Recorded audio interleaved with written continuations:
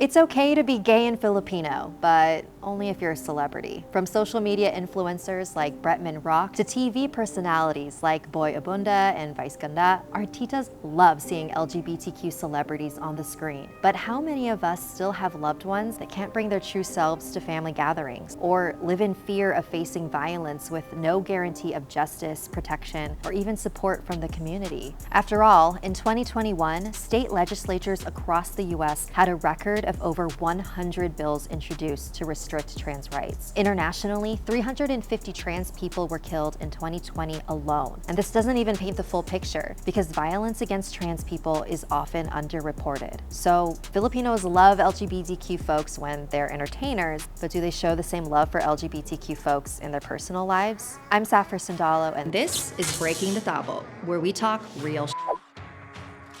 The Philippines actually has a deep LGBTQ history. In pre-colonial mythology from the Luzon region, the goddess of fertility, Lakapati, is described as a transgender woman. The Tausug people in Mindanao believe in people who exist in between male and female genders. And what about the word BAKLA? Fam, it's not that simple. For multiple indigenous ethnic groups within the Visayan region, trans women not only existed, but held high positions of spiritual power. Because this was threatening to the Spaniards' machismo beliefs, BAKLA arose as a term that claimed switching between genders was temporary and not normal.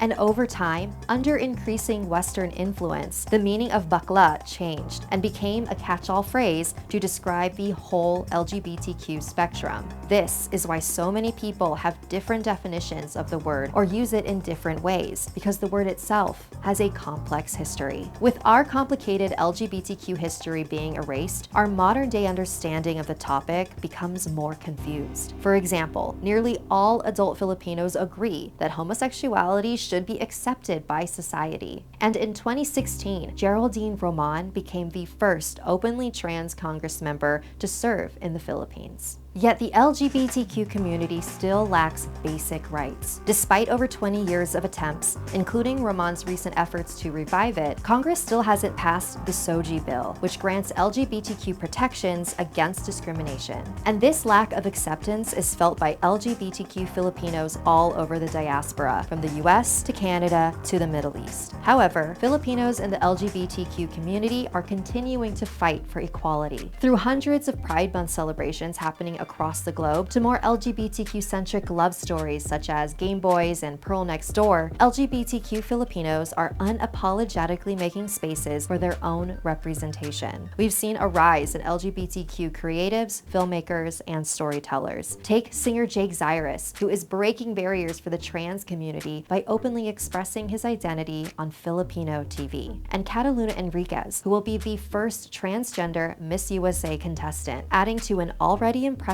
resume as a designer, businesswoman, healthcare worker, and model. So to all the LGBTQ folks who are forging their own paths, you've shown us that there's no one way to be LGBTQ. We see you challenging societal norms and past expectations, celebrating your chosen family and loved ones, and navigating how to be LGBTQ while being an ate, tito, or lola. History shows that LGBTQ folks are not a trend. They've existed before the Philippines was a country and will continue to exist long after.